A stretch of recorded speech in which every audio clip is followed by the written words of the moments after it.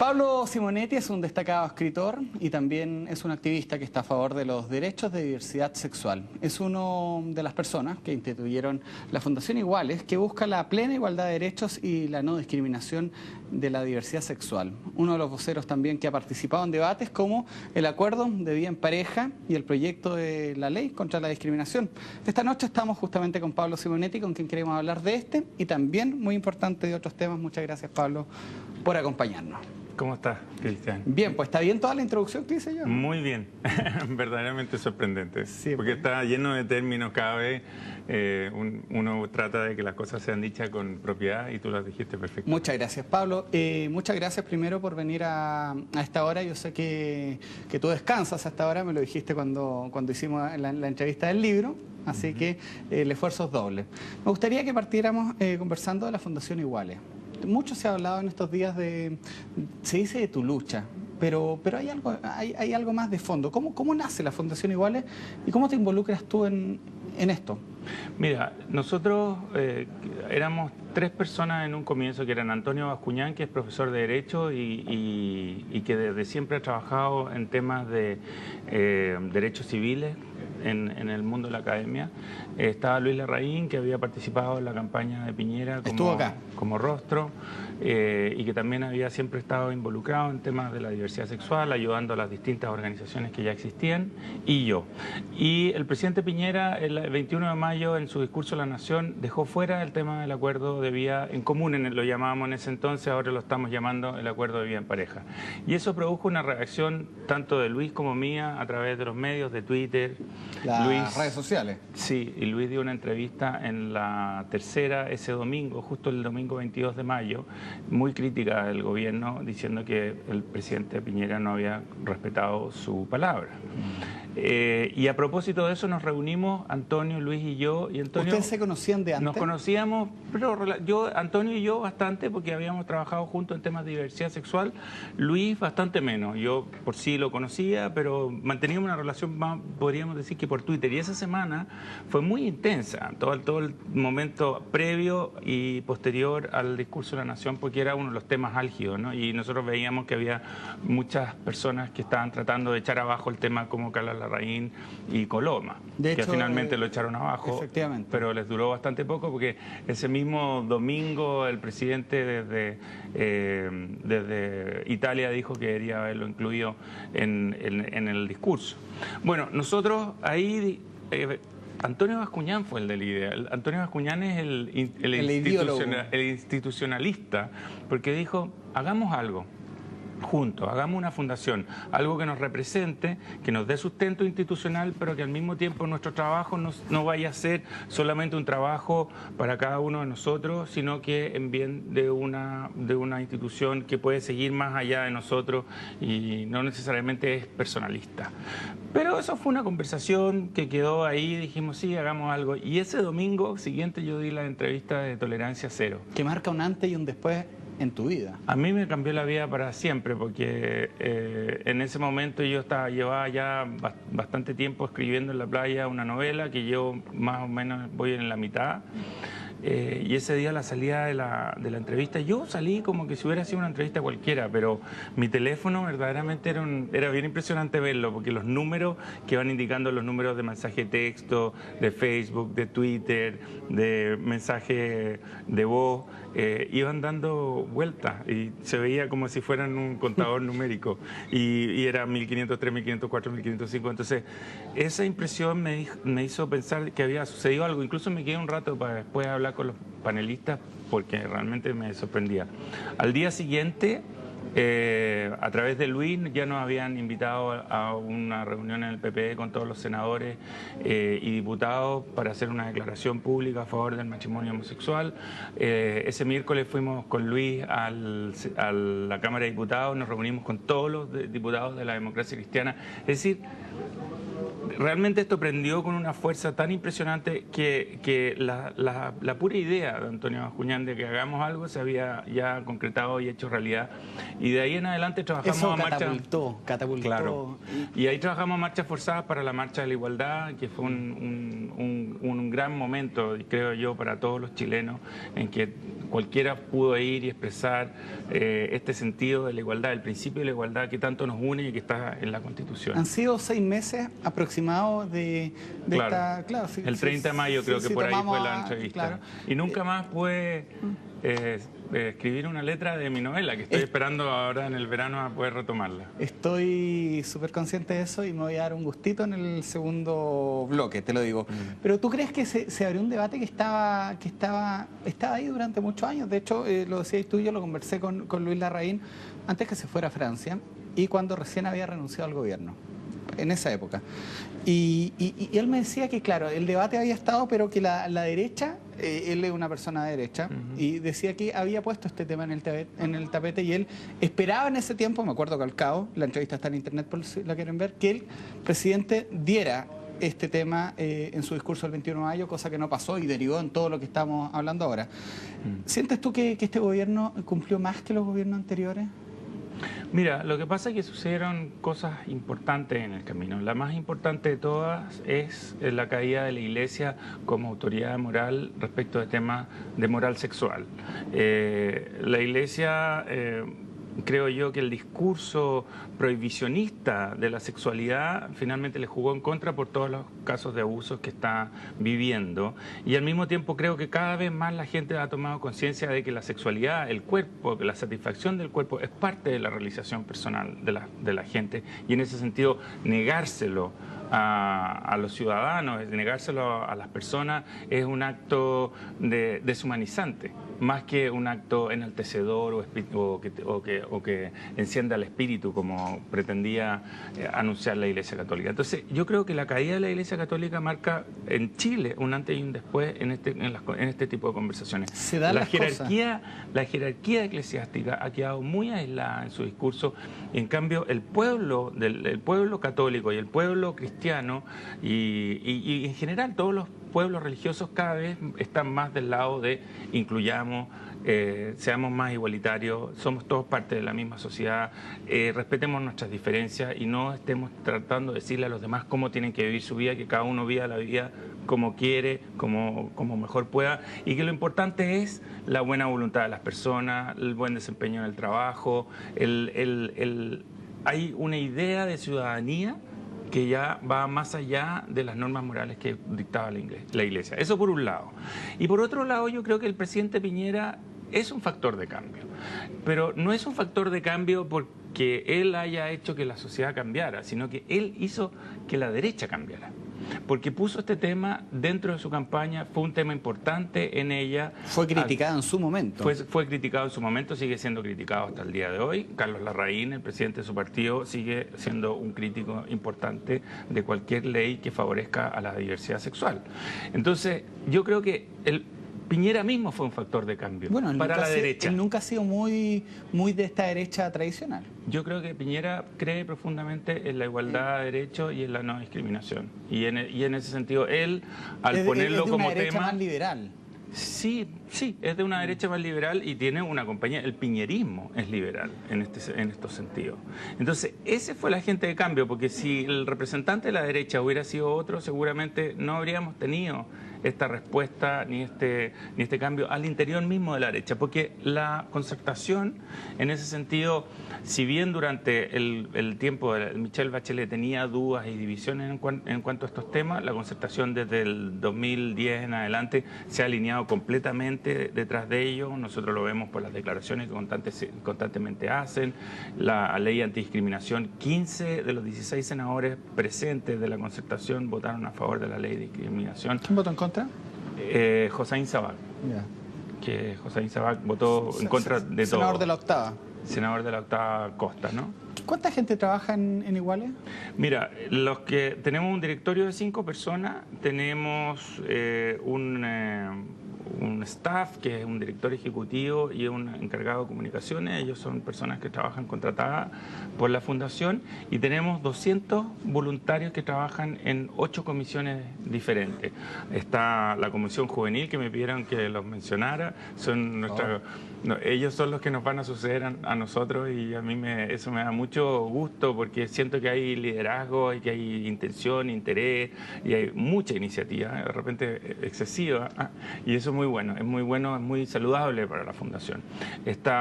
Hay de legislación, de religiones. Por ejemplo, nosotros defendemos la posibilidad de que uno puede ser cristiano, religioso y gay. Hasta ahora como que existía como una especie de antagonismo entre las dos cosas, porque se suponía que la iglesia a la que pertenecía te rechazaba por ser una persona de la diversidad sexual.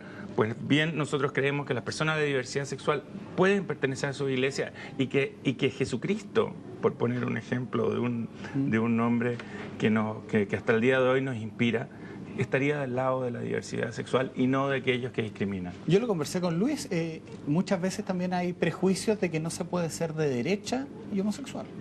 Bueno, por mucho tiempo fue así, y fíjate que era un prejuicio que yo tenía.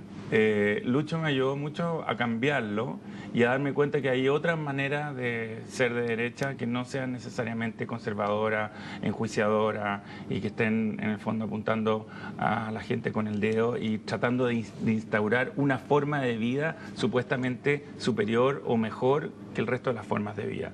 Ahora, sí, esa derecha sigue siendo minoría, pero tenemos en este minuto la gran suerte de tener un presidente que es parte de esa minoría. ¿En qué momento, Pablo, dejamos de hablar del Pablo Simonetti escritor y comenzamos a hablar del Pablo Simonetti en esta lucha por la discriminación? Y no solamente discriminación de temas sexuales, sino que hay, tú lo mencionabas, temas religiosos y temas que van mucho más allá de la diversidad sexual. Las etnias también están súper presentes en iguales. Conversemos del Pablo Simonetti escritor a la vuelta comercial. Ok. Pausa, volvemos de inmediato.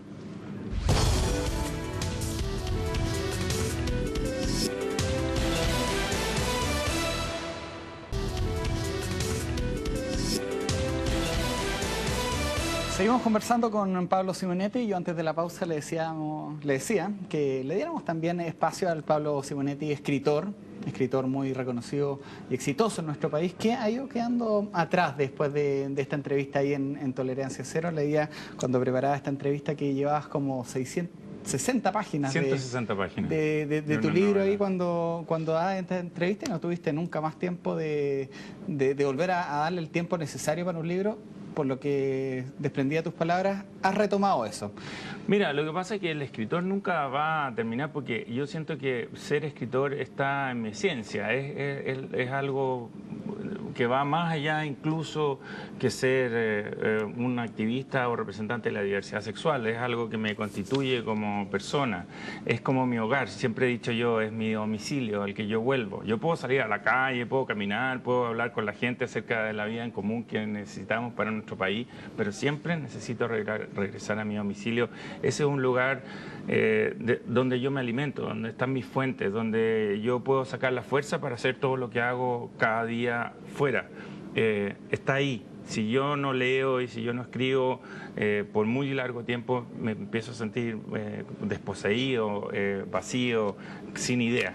4 libros publicados: Vidas vulnerables, Madre que está en los cielos, La razón de los amantes y La barrera del poder. ¿Eso es correcto? Sí. Y ahora estoy con las expectativas de sacar un libro para finales del próximo año, una novela, esta novela que estoy escribiendo. Que me esta tiene muy novela contento. Que quedó interrumpida, que quedó ahí en el camino. El 30 de mayo, sí. Pero es el 29 de mayo fue, en verdad. Pero mira, es una novela que me sigue acompañando, yo sigo tomando notas. Es una novela que no tiene nada que ver con este mundo político, pero que me tiene bastante contento. Y es una novela que en estos momentos está hay varias editoriales que ya están interesadas, están haciendo ofertas y bueno, así que no sé, mi vida literaria no se va a detener y por supuesto que yo tengo que encontrar el tiempo para volver a ello, para ese alimento que te decía yo, para esa sensación de estar dentro de mí. No hay nada peor en la vida que sentir que la vida te lleva y no tú a la vida. A mí me gustó mucho La barrera del pudor, que es esta relación de una pareja heterosexual que está en crisis y bueno, empiezan a experimentar con cierta cantidad de artículos que llegan al título de la novela. La novela que vas a escribir ahora, ¿tiene que ver con este tema de la sexualidad o va a ser totalmente aparte? Tú decías que era aparte del tema político, pero no el tema de la sexualidad. Mira, es más bien una novela es una novela sobre la juventud y la temprana vejez. Esa es la sensación que tengo yo. Y es una novela sobre la vanidad que va asociada a la vanagloria, el sentido de esa estrella que te acompaña y que no te abandona nunca y que crees que todos los milagros te pueden pasar porque eres joven y sencillamente esa estrella va contigo y bueno, y recién cuando tú empiezas a darte cuenta de que a ti también te pueden pasar cosas que le han pasado a los demás y de que esa estrella no necesariamente alumbra para ti y a veces alumbra para otro, ahí tú empiezas a perder el sentido de la juventud. Entonces, este es un escritor de unos 52 años, un poco mayor que yo, que mira la vida de un joven de 26 que de alguna manera lo hace pensar en su propia juventud, pero al mismo tiempo lo hace mirar con arrobo y admiración esa juventud, y al mismo tiempo va viendo cómo esta persona entra en los caminos peligrosos de la vanidad, de la vanagloria, de sentirse todopoderoso. A mí me gusta hablar mucho de los procesos creativos. Pablo Simonetti, ¿encuentra este proceso creativo en medio de la entrevista, en medio de las reuniones en el Palacio de la Moneda, en medio del Congreso, en medio de las marchas? El proceso creativo de la literatura, no, o sea, para mí es imposible. Yo necesito apartarme, necesito tiempos largos solo, necesito estar leyendo intensamente porque la lectura es una fuente de inspiración enorme. Es una fuente de inspiración además que es muy bonita porque la lectura no es algo que tú tomes de manera literal o que digas, ah, yo quiero hacer una escena parecida a esta, sino que las conexiones son muy sutiles siempre. Entonces, cuando tú estás conectado con la lectura y con tu escritura, ese flujo, ese tráfago de interés que se produce entre uno y otro es muy reconfortante, porque tú lees con un punto de vista que es el punto de vista de tu novela, y al mismo tiempo lo que estás leyendo ilumina tu novela de forma inesperada. Tú tienes un programa acá en CNN donde dice, hablemos de los libros que más nos gustan. Esa es la frase que quedó para la promo, como se dice. Y cuando yo anuncié esta entrevista, un tuit que me llamó la atención, a ver, Luis, si lo podemos pasar a revisar. Ahí está, la Gabriela Ormaechea. Me dice ahí, pregúntale por el éxito. Exacto, la productora de Letras Privadas. Me dice ahí que hablemos del programa. Hablemos del programa, cómo se gesta, cuántas personas ha entrevistado, cómo ha sido esta experiencia de hablar de los libros que más te gustan. Mira, es una idea de CNN Chile, en particular de Gabriela y de Francisca Lira, y ellas me lo propusieron y yo dije inmediatamente que sí. O sea, no hay un programa que me pueda acomodar más que hablar de libros, porque es lo que yo hacía hasta hace un tiempo atrás. Ese era como... ¿Que ha quedado en el olvido un poco el Pablo? No, sí, igual sigo hablando del libro. Eso puedo seguir haciéndolo a pesar de que hablo mucho más de política últimamente. También sigo hablando con mis amigos del libro. Y el programa en ese sentido es muy vitalizador porque tú ves la experiencia de los otros leyendo libros, qué libros leen. Quizás no he tenido todo el tiempo de leer los libros que me han despertado la atención y que han sido sugeridos por mis invitados. He entrevistado a más de 80 personas, yo creo. Y todas te vi en la Feria del Libro. Estuvimos haciendo la Feria del Libro. Es muy interesante porque, primero que nada, casi siempre es sorprendente el libro que la persona elige. Y las formas en que se relaciona con su carácter, con su imagen pública, con lo que ellos hacen en la vida, son asociaciones que no resultan evidentes a primera vista. Mira. Y muchas veces partimos por el libro y terminamos hablando de las personas y de su vida más privada. Por eso le pusimos letras privadas, porque los libros son una entrada al mundo privado de las personas. Nosotros leemos en soledad y en silencio, y es un momento de mucha intimidad con uno mismo. Uno no se da cuenta porque cree que está concentrado en el libro, pero lo que está concentrado en el libro es un yo sin el deber ser, sin preconcepciones, es un yo más libre el que se reúne con las letras, es un yo menos normado socialmente. Y en ese sentido me parece que la literatura, por eso que la lectura a mí me parece muy privada. ¿Y qué está leyendo Pablo Simonetti hoy? Mira, es una mezcla de dos cosas. Ahora yo me voy a cobrar esa entrevista que me hizo y yo recomendé un libro que uno de repente no se imagina lo que provoca. Yo te recomendé un libro del general Schneider y a raíz de ese libro yo me contacté con el hijo y estuvo conversando acá precisamente de ese libro que yo había leído, en esas conexiones que da la literatura en este caso. Bueno, y tuvimos nosotros además una gran conexión porque el asesinato del general Schneider fue uno de los momentos traumáticos de mi infancia. Y lo recuerdo con me mucha... lo comentaste. La vivencia, son esas vivencias que se te quedan para la vida. Me acuerdo de la tristeza que se vivió en mi familia, de la oscuridad de los tiempos. Hace poco murió su viuda, la señora Elisa.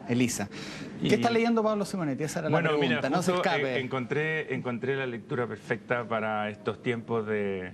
¿Tienes tiempo de leer? De tener, sí, los fines de semana de repente encuentro algún minuto y me siento y dejo los diarios que ya terminan de aburrirte un poco, y los diarios y los portales de internet.